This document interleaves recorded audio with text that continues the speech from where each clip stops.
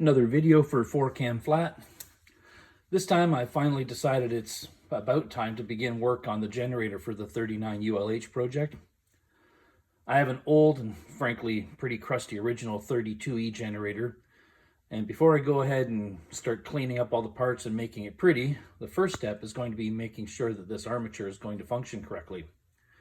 To do that, I have the armature set up on the outside of the generator housing in its bearing, and I'm going to run 3 tests on the windings with this multimeter on the lowest ohms resistance setting. I'll do a 180-degree test, checking the continuity of bars on the opposite sides of the commutator. And then I will perform a side-by-side test of bars adjacent to each other. And lastly, I'll test to make sure that the windings are insulated from the shaft.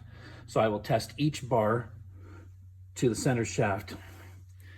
The windings are connected to these bars on the commutator, so any breaks or grounds in the windings will show up on the multimeter as an open circuit.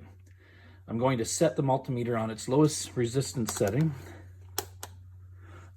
Excuse me. And here I'll check bars 180 degrees across from each other. The value registering on the meter isn't really of any importance. It's just that each reading should be approximately the same and not be an open circuit. So we'll go like this. Get a reading of 3.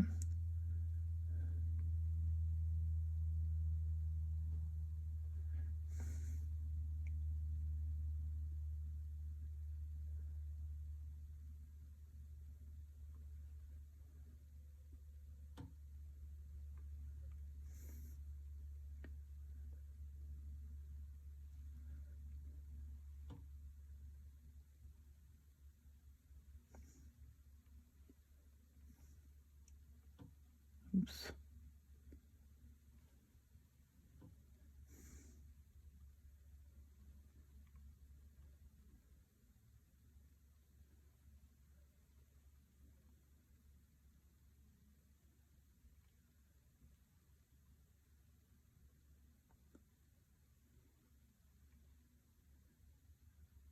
There.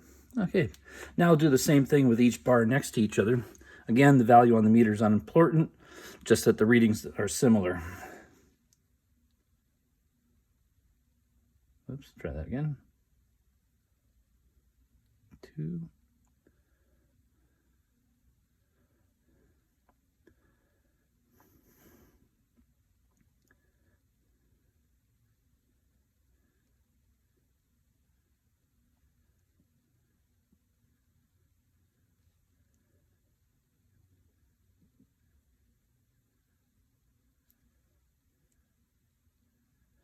This is slightly slower going.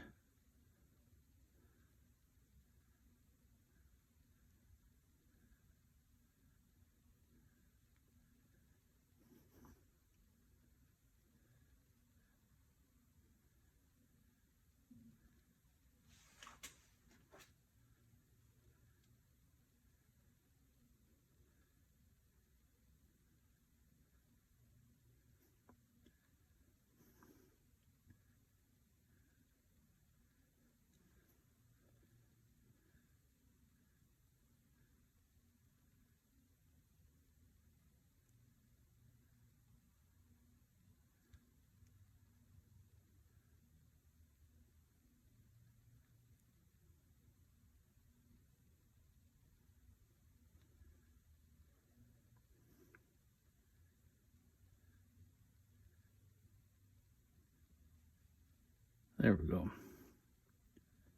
All good.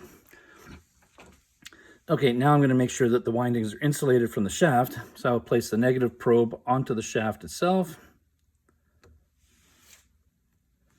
and test each bar with the positive probe. In this case, I don't want any reading. What I'm looking for is an open circuit on each. Open, open, open.